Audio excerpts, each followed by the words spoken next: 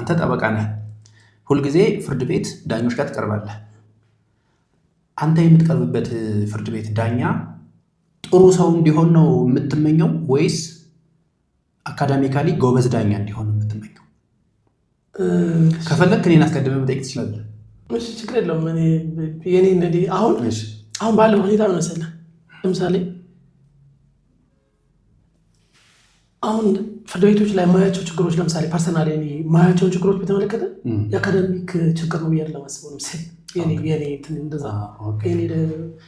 የኔ ድምዳሜ እንደዛ ነው። አብዛኛው ሰው ፌዴራል ፍርድ ቤት ላይ እኛ የምንቆምባቸው ኬዞች የአቅም ችግር ያለባቸው ዳኞች ይኖራሉ። ብዙ ግን አይደሉም ብዬ ነው በእኔ እምነት ያለ።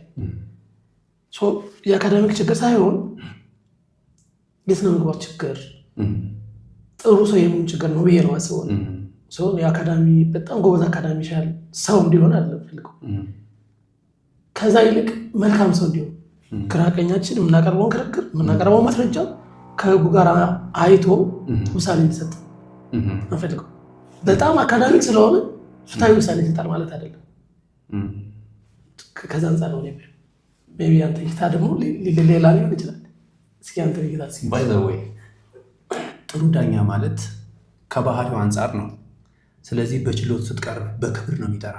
አቶ አበባው ምንድን ነበር ጉዳዮት ዛሬ ምናምን ብሎ በቃ በጣም በስነ ስርዓት ነው የሚያወራ።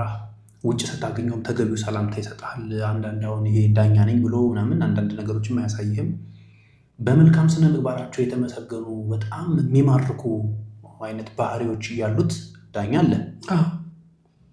ነገር ግን ይሄ ዳኛ ምን ሊሆን ይችላል? ስለ ህግ እውቀት ሃይፖቴቲካል ነው እያወራን ያለ ነው። እኔ ምንም ሰው እየጠቀስኩ እየጠራው አይደለም። ነገር ግን ይሄ በጣም ጥሩ ስነ ምግባር አለው፣ ባህሪው በጣም ይገርማል የምትለው ሰው የህግ ትምህርት ቤት ገብቶ የወጣ ሰው ላይመስል ይችላል።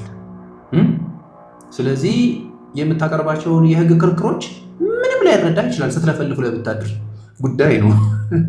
እንዲህ አይነት ዳኛ የሰጠው ፍርድ መሻሩ አይቀርም። አሁንስ ማስተካከያ ታደርጋለህ?